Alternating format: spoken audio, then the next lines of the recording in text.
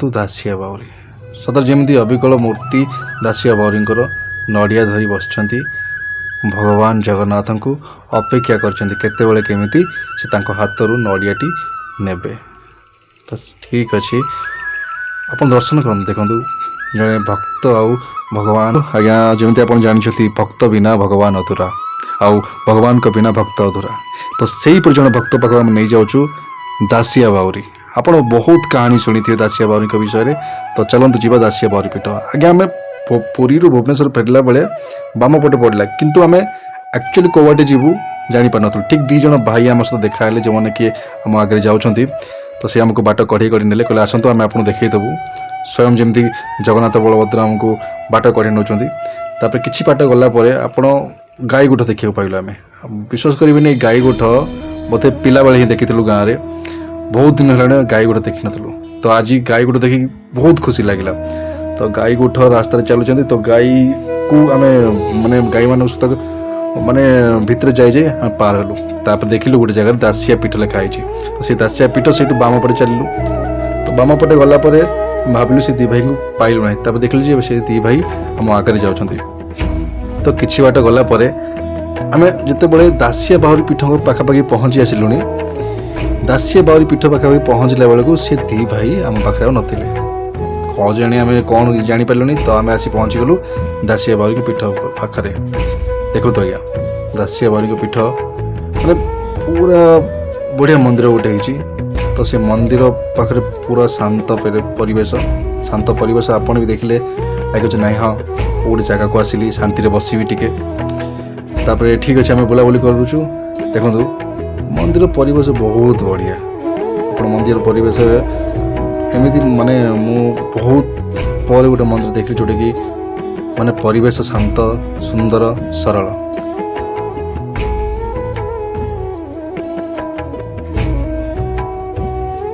ତ ବର୍ତ୍ତମାନ ଆମେ ମନ୍ଦିର ଭିତରକୁ ପ୍ରବେଶ କରିବୁ।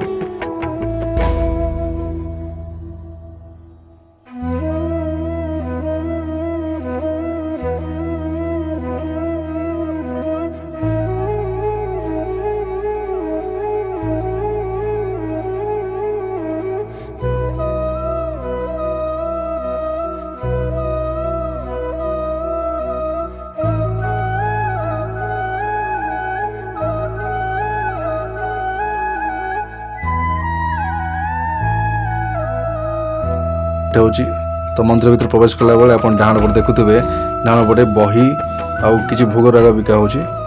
ତାପରେ ଆପଣ ଦେଖନ୍ତୁ ଦାସିଆ ବାଉରୀ ସଦର ଯେମିତି ଅବିକଳ ମୂର୍ତ୍ତି ଦାସିଆ ବାଉରୀଙ୍କର ନଡ଼ିଆ ଧରି ବସିଛନ୍ତି। ଭଗବାନ ଜଗନ୍ନାଥଙ୍କୁ ଅପେକ୍ଷା କରିଛନ୍ତି କେତେବେଳେ କେମିତି ସେ ତାଙ୍କ ହାତରୁ ନଡ଼ିଆଟି ନେବେ। ତ ଠିକ୍ ଅଛି, ଆପଣ ଦର୍ଶନ କରନ୍ତୁ। ଦେଖନ୍ତୁ, ଜଣେ ଭକ୍ତ ଆଉ ଭଗବାନଙ୍କ ଭିତରେ ସମ୍ପର୍କ। ତ ଯେମିତି ସତରେ ଭକ୍ତ ଦାସିଆ ବାଉରୀ ପ୍ରଭୁଙ୍କୁ ଜଗନ୍ନାଥଙ୍କୁ ନଡ଼ିଆ ଦେବେ ବୋଲି ଅନେକ ବସିଛନ୍ତି, ଅପେକ୍ଷା କରି ବସିଛନ୍ତି। ଠିକ୍ ଅଛି, କେହି ନ ନିଅନ୍ତୁ ପଛେ ମୁଁ ଯାଉଛି ଭକ୍ତଙ୍କ ଠାରୁ ନଡ଼ିଆ ନେଇକି ସ୍ୱୟଂ ଜଗନ୍ନାଥ ପାଖଙ୍କୁ ନେଇ ପହଞ୍ଚାଇ ଦେବି। ତ ମୁଁ ନେଇକି ଯାଉଛି ବର୍ତ୍ତମାନ ନଡ଼ିଆ। ଆପଣ ଦେଖନ୍ତୁ 22 ପାହାଚ, ଏଠି 22 ପାହାଚ ଅଛି। 22 ପାହାଚ ଚଢ଼ି ଚଢ଼ି ମୁଁ ସ୍ୱୟଂ ଜଗନ୍ନାଥଙ୍କୁ ଭକ୍ତଙ୍କ ଦାସିଆ ବାଉରୀ ପ୍ରଭୁଙ୍କର ନଡ଼ିଆ ନେଇ ପହଞ୍ଚାଇ ଦେବି ପ୍ରଭୁ ଶ୍ରୀ ଜଗନ୍ନାଥଙ୍କ ପାଖରେ। ତ ଆପଣ ଦେଖୁଥିବେ ଏଇଠି ଆମର ଗରୁଡ଼ ସ୍ତମ୍ଭ ବି ଅଛି। ତ ଆପଣ ଦେଖନ୍ତୁ, ବଳଭଦ୍ର, ଜଗନ୍ନାଥ, ସୁଭଦ୍ରା ମା କେମିତି ସଜେଇକି ବସିଛନ୍ତି। ତ ତାଙ୍କର ନଡ଼ିଆ ଅର୍ପିତ କରିଦେଇ ମୁଁ ପୁଣି ଫେରି ଆସିଲି ଦାସିଆ ବାଉରୀଙ୍କ ପାଖକୁ। ବାଟରେ ଆସି ଦେଖିଲି କାଶୀ ବିଶ୍ୱନାଥଙ୍କ ମୂର୍ତ୍ତି। ସେଇଟା ଗୋଟେ ପ୍ରଣାମ ଜଣେଇଲି କାଶୀ ବିଶ୍ୱନାଥଙ୍କୁ। ତାପରେ ପୁଣି ଚାଲିଲି ଦାସିଆ ବାଉରୀଙ୍କ ପାଖକୁ। ମୁଁ ଆପଣଙ୍କୁ ନଡ଼ିଆ ନେଇ ପହଞ୍ଚାଇ ଦେଇଛି। ତ ଆପଣ ବି କେବେ ଆସନ୍ତୁ, ଦାସିଆ ବାଉରୀଙ୍କ ନଡ଼ିଆ ନେଇ ପ୍ରଭୁ ଜଗନ୍ନାଥଙ୍କ ପାଖରେ ପହଞ୍ଚାଇ ଦିଅନ୍ତୁ। ତାପରେ ମନ୍ଦିର ଦର୍ଶନ କରି ସାରିଲା ପରେ ଆପଣ ଦାସିଆ ବାଉରୀ ପୀଠ ଆକ୍ଚୁଆଲି ଆପଣ ଦର୍ଶନ କରିବେ। ଦାସିଆ ବାଉରୀଙ୍କ ପୀଠ ବର୍ତ୍ତମାନ ତାଙ୍କ ସେ ପଛପଟେ ଅଛି, ମୁଁ ଆପଣଙ୍କୁ ଦେଖାଉଛି। ପ୍ରଥମେ ଦେଖିଦିଅନ୍ତୁ। ଦର୍ଶନ ସାରିଲା ପରେ ଆପଣ ଦାସିଆ ବାଉରୀ ପୀଠ ଦର୍ଶନ କରିବେ।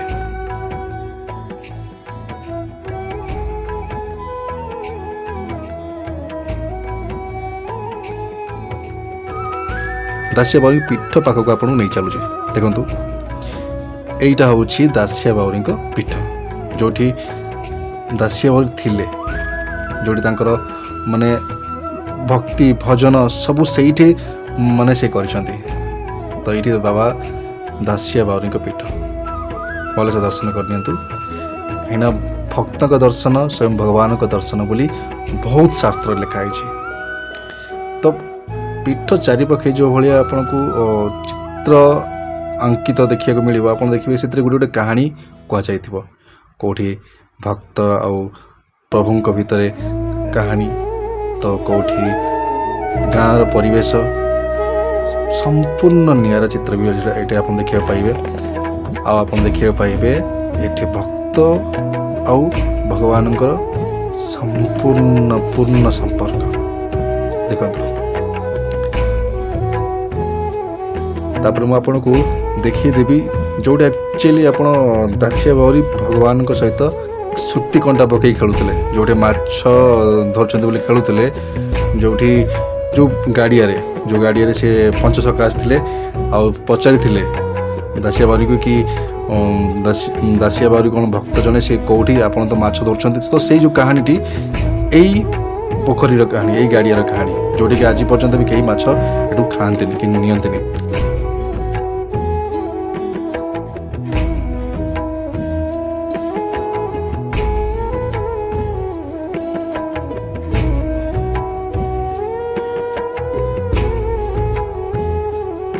ଶ୍ରୀ ମହାପ୍ରଭୁ ଚୈତନ୍ୟଙ୍କ ଭଜନରେ ନାଚୁଛନ୍ତି ଗ୍ରାମ ଲୋକମାନେ ଆଉ ଛୋଟ ପିଲାମାନେ। ଇଏ ବି ଗୋଟେ କାହାଣୀ, ଆପଣ ବି ଚାହିଁଲେ କେଉଁଠି ନା କେଉଁଠି ପଢ଼ିଥିବେ, ସେଇ କାହାଣୀ ଦେଖନ୍ତୁ। ଆଉ ଆପଣଙ୍କ ପଞ୍ଚସଖା ଆଉ ଦାସିଆ ବାଉରୀଙ୍କ କାହାଣୀ ଏଇ ଚିତ୍ରରେ ଆପଣ ପାଇଯିବେ, ଯେଉଁଠି ସୂତି କଣ୍ଟା ପକାଇ ଭଗବାନଙ୍କ ସହିତ ଖେଳୁଥିଲେ ଦାସିଆ ବାଉରୀ। ଯେତେବେଳେ ଆମେ ଭଗବାନ ଜଗନ୍ନାଥ, ବଳଭଦ୍ର, ସୁଭଦ୍ରାଙ୍କ ଦର୍ଶନ କରିଦେଲେ ଆଉ ତାଙ୍କ ଭକ୍ତଙ୍କ ଦର୍ଶନ କରିଦେଲେ, ଯଦି ମାଆଙ୍କ ଦର୍ଶନ ନ କରିବା, ଶ୍ରୀ ମହାଲକ୍ଷ୍ମୀଙ୍କ ଦର୍ଶନ ନ କରିବା, ମା ତ ରାଗିଯିବେ। ତେଣୁ ମାଆଙ୍କ ପାଖକୁ ଆସିଲୁ, ଦର୍ଶନ କଲୁ। ଆପଣ ବି ଦର୍ଶନ କରିନିଅନ୍ତୁ ଶ୍ରୀ ମହାଲକ୍ଷ୍ମୀଙ୍କର। ମହାଲକ୍ଷ୍ମୀ ଦର୍ଶନ କରିସାରିଲା ପରେ ମନ ଶାନ୍ତ ହେଲା।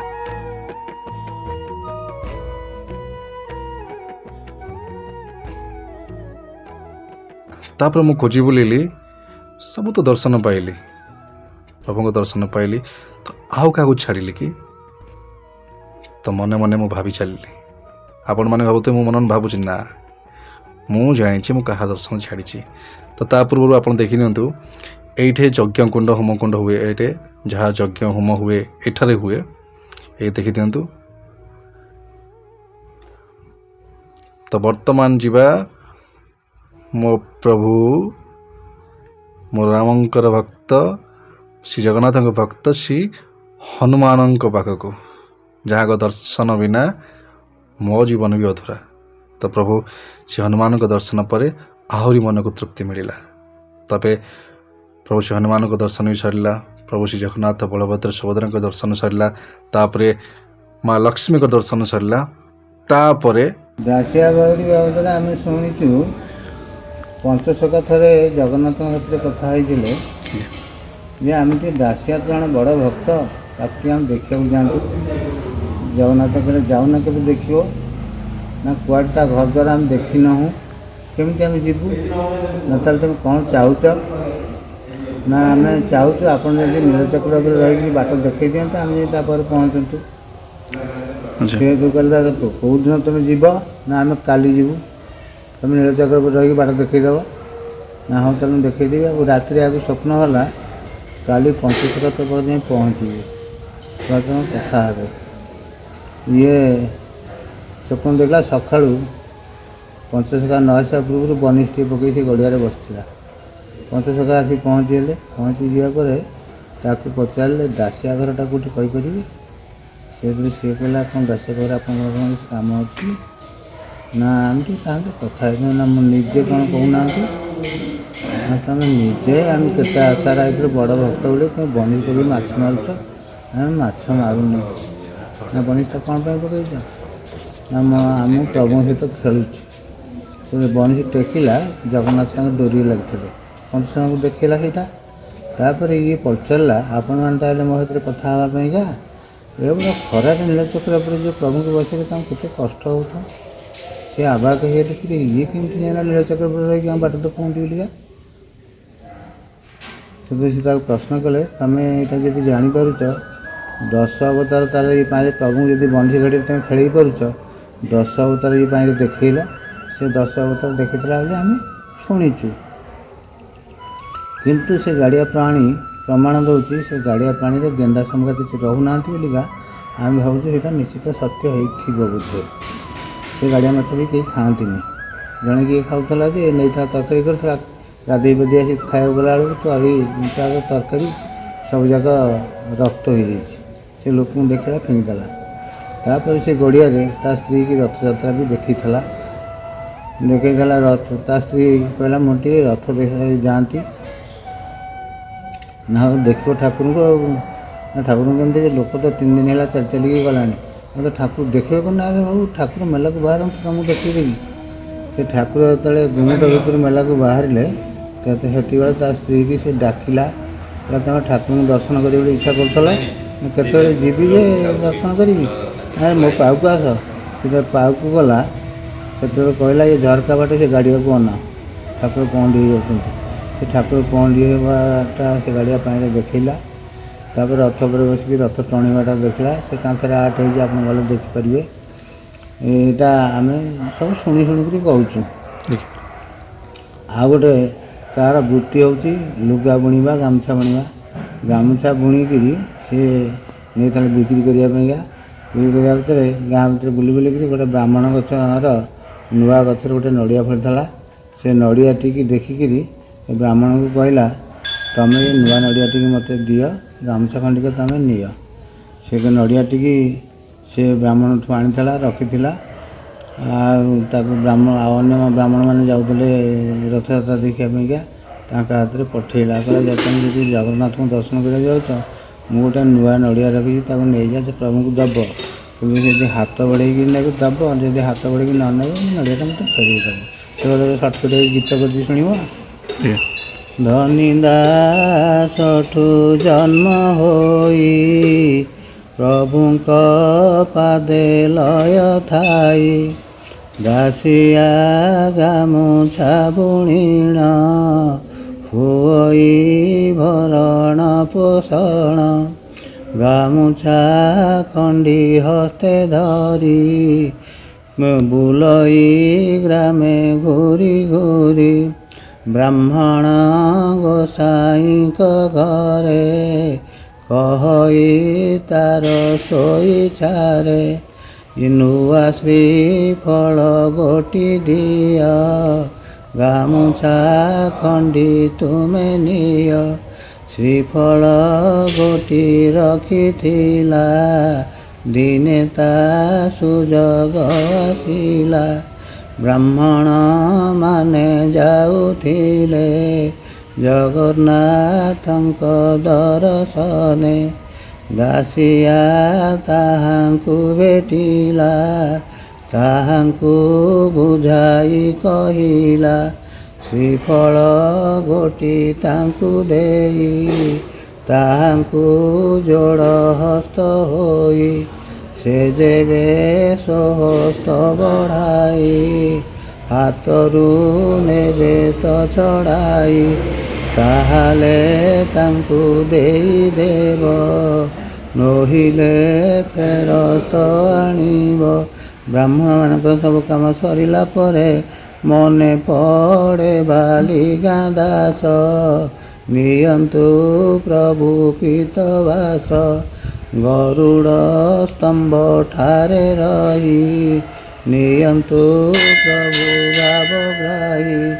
ଶ୍ରୀଫଳ ଗୋଟି ହସ୍ତେ ଧରି, ନିଅନ୍ତୁ ପ୍ରଭୁ ନରହରି। ଶୂନ୍ୟରୁ ହସ୍ତେ କହିଲା, ଶ୍ରୀଫଳ ଗୋଟି ଶୂନ୍ୟ ଗଲା। ଶ୍ରୀଫଳ ଗୋଟି ଗଲା ପରେ ବ୍ରାହ୍ମଣ ଭାବ ବିହଳରେ, ଧନ୍ୟ ତୁ ଦାସିଆ, ଧନ୍ୟ ତୋ ପିତା, ଧନ୍ୟ ମା। ସୁରେନ୍ଦ୍ର ଦେଖିଲାଟିଏ ଏଥକୁ ଜଗନ୍ନାଥ ସାହିତ୍ୟ। ଦାସିଆ ବାଉରୀଙ୍କ ପୀଠ ଆପଣଙ୍କୁ କେମିତି ଲାଗିଲା କମେଣ୍ଟ ଦ୍ୱାରା ମତାମତ ନିହାତି ଜଣାଇବେ। ଯଦି ଆପଣଙ୍କୁ ଆମ ଭିଡ଼ିଓ ଭଲ ଲାଗିଛି ତାହେଲେ ନିହାତି ସବସ୍କ୍ରାଇବ୍ କରିବେ ଆଉ ଲାଇକ୍ କରିବେ, ଅନ୍ୟମାନଙ୍କ ସହିତ ସେୟାର କରିବେ।